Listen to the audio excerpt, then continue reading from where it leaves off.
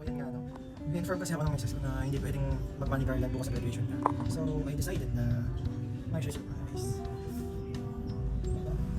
So, mga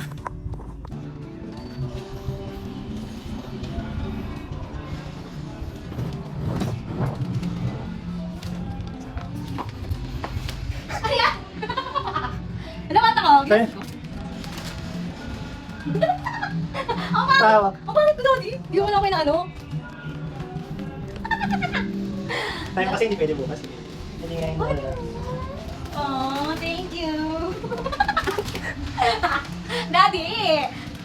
Sana pinagay ko muna ko. Surprise! Congratulations, graduate ka. What you say? Thank you very much. Ayoko.